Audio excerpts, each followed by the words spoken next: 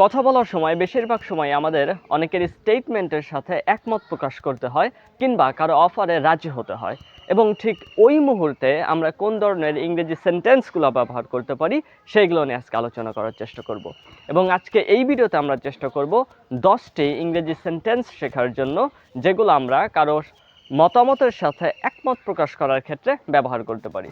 So চলুন শুরু করা যাক। Number 1, you are reading my mind.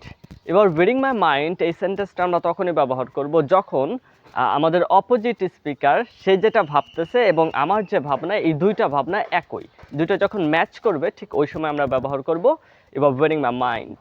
Number 2, I could agree more. I could not agree more এইটার অর্থ কি? যখন অন্য একজন আপনার বন্ধু কিংবা অন্য কেউ যখন একটা মতামত পেশ করবে কিংবা একটা স্টেটমেন্ট দেবে এবং সেটার সাথে আপনি সম্পূর্ণভাবে একমত, ঠিক ওই মুহূর্তে আমরা বলতে পারি I couldn't agree more. Number 3, I agree with you wholeheartedly. যখন কারো মতামতের সাথে আমরা আমাদের মনে প্রাণে বিশ্বাস করি কিংবা একমত প্রকাশ করি, ঠিক ওই সময় আমরা এই সেন্টেন্সটা ব্যবহার করতে পারি I agree with you wholeheartedly. Number 4, we are on the same page about that.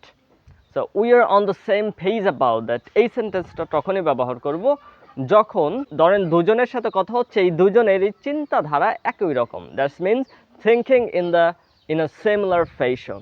In that time we can use this sentence. Number 5, that's a good point. এটা আমরা কখন বলতে পারি?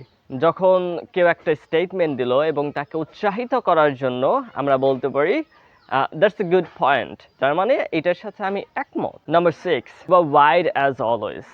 এইটা আমরা একটু সার্কাজম করে ব্যবহার করতে পারি। এরকম হয় না যে আমাদের কিছু কিছু বন্ধু আছে যারা সবসময় যুক্তিসঙ্গত কথাটাই বলে আর তাদের সাথে ডিসঅ্যাগ্রি করার কোনো ওয়েই থাকে না, ঠিক ওই মুহূর্তে আমরা বলতে পারি এবার ওয়াইড অ্যাজ অলওয়েজ, তার মানে তোমার ভুলের কোনো প্রশ্নই ওঠে না, আমরা তোমার সাথে একমত। Number 7, I have no problem with that. তার মানে ওই স্টেটমেন্টের সাথে আমার কোনো সমস্যা নেই, তার মানে আমি একমত, ঠিক এই মুহূর্তে আমরা ব্যবহার করতে পারি I have no problem with that. Number 8, এবার going to keep arguing until I give up, so have it your way. এটা আমরা কখন ব্যবহার করতে পারি?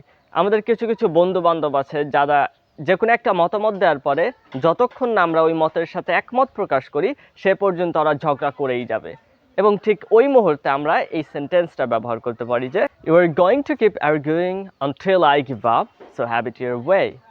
সো আজকের মতো এই পর্যন্তই, দেখা হবে অন্য একটি ভিডিওতে।